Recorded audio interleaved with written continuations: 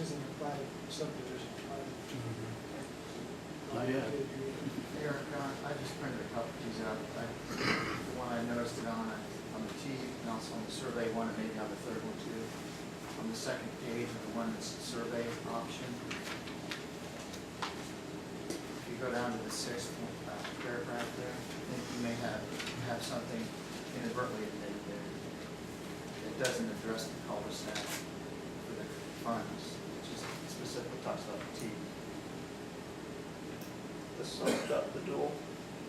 It says, be it further resolved that all compensation damages and costs incurred in the construction of the T-shaped turnaround shall be paid from any funds in the township treasury available therefore and it should also address the cul-de-sac, shouldn't it? Yeah, absolutely. That's my mistake, I apologize. Absolutely should. I know that that's on the one with the survey option and also the T. It may or may not be on the other one. I don't have that in front of me. You should feel free to edit that in. That absolutely should be there. It's on the second page of the top of the page.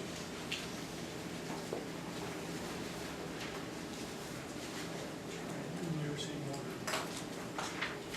It is a 3-page resolution.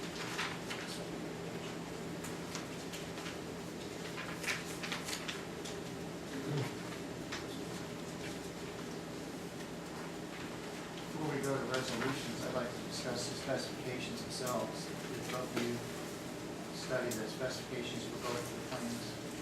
Yeah, I looked them over. We don't need to put concrete around back here. They got these drawn out with concrete curbs and all that. We don't need to put concrete curbs and stuff back there. I had a question on here. I don't know if you can answer it or not, Eric. Excuse me, we can't hear back here. On the offset cul-de-sac, this is a schedule that's for several different. There's an agent making more noise than this. On the offset cul-de-sac, there are several options there if you look. Based on And, footage. yeah, if you look at the first column there, what we're looking at is a 60-foot right-of-way. And on this particular specification, it shows two different ones.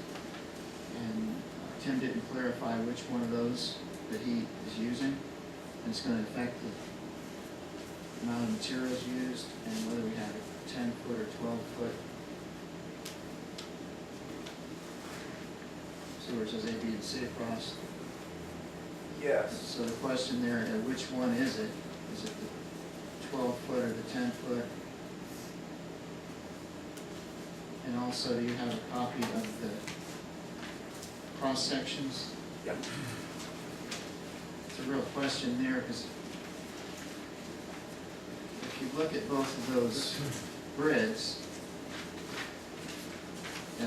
it's my thoughts when I look at it that the line that says existing should be the same on the cul-de-sac as on the T turnaround. Has the same grids and the same center line and everything. So I question the accuracy of that because the existing is different from one to the other. Especially on the T turnaround. When you look to the north, where it's marked north, it shows a significant amount of material there that would need to be put in according to this.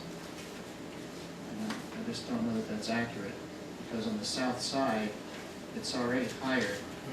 And on the north side, it's already higher than the south side. And this shows a pretty significant dip, which would change how much material was used.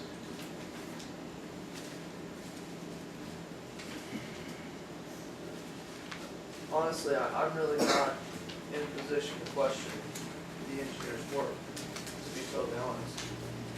If that's the way he sees having to level it, if that's the way he sees the cross-section, you know, again, I'm not. The existing line should be the same regardless of which one it is. Where the T would go in would be down farther, and it would probably be shaped like that. Yeah, It depends on how far down. If you think about it, the cul-de-sac, you visualize this sort of the cul-de-sac fits here, feet would be down towards the But end. the cul-de-sac is down there, and the pitch down there is different than it is right here. You may see that. You may be right, I'm just saying. It's just not specified, my question, it doesn't say one way or the other, but the existing line Ken, could I is see not that? consistent from one I've to the never other. seen this. I think I have enough expertise on that land since I've put all the money into that ground, and I've shot that whole ground to know what the profile is of that north side. You know, it's also important to note that the engineer is directed to do the plans and specifications by statute for you guys. You can hire a private engineer if you choose, but that private engineer answers to the county engineer. Could you, just for the record, explain the process legally on what they're calling a force account? Do you mind doing that? I believe the force account assessment forms that Tim used are for convenience purposes. It's a really nice form that shows you everything. I don't think you guys need to use the force account assessment forms here. They did not legally have to be filled out. They have to be filled out if the project is over $15,000. It doesn't look like it is here. So those forms were used mainly for convenience purposes to delineate exactly what you see here. But these are the specifications that will be used for the project, correct? Yes. As far as I know, We'll have to ask which one of the 60s. It's that, we're just not gonna have concrete curbs around it. We're just gonna have gravel, it's not gonna be concrete and asphalt Okay. for a while. Thank you. It also shows a right-of-way around there, and I'd like to know how that's going to be handled. Because if you go down there, if you're familiar with the property, there's never been any discrepancy at all in the line on the north side, or on the west side. So if you place this down there, if you look at the scale on this thing, if I measured it correctly, 1.5 inches is about 50 foot. And looking at it without going out and measuring it, doing it, appears to me that we may even have a telephone pole right in the driving area of where this is placed. So I would personally like to see a meeting set up where the engineer can come out and actually mark these on the ground and show exactly where these come out. Also to have some public input, whether or not they have questions or not about it. I know that with all these resolutions, it said that the specifications would be on file to look at, but it would be kind of nice if there could be public input and questions prior to moving forward on it. So, well, there will be. I mean, I guess from my perspective, specifications sit on file in between tomorrow and your next meeting. At your next meeting, you receive all the public input you want to hear. At that point, you determine whether the benefits are going to outweigh the costs and whether you want to go forward with the project. What we're doing right now is we're indicating our desired alternative. We're advising the fiscal officer to open the plans and specifications to the public, and we're indicating how we're going to pay for it. That's what we're doing. At our next meeting, or if we choose to hold a special meeting, we come back and we affirmatively decide yes or no, we are doing this improvement or we are not. So I would envision public input at that time.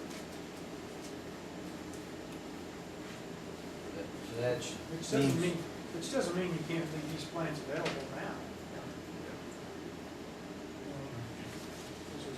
Available anytime you want to hand them out. Absolutely. I mean, there is an advertising requirement to let everybody know that they're available, but sure, Kim's exactly right. That's why I was willingly handed it to him. Thanks, Ken. we can have the fire departments, trash trucks, school bus garage, all these people input in it, because I think we were hoping to have all of their input prior to this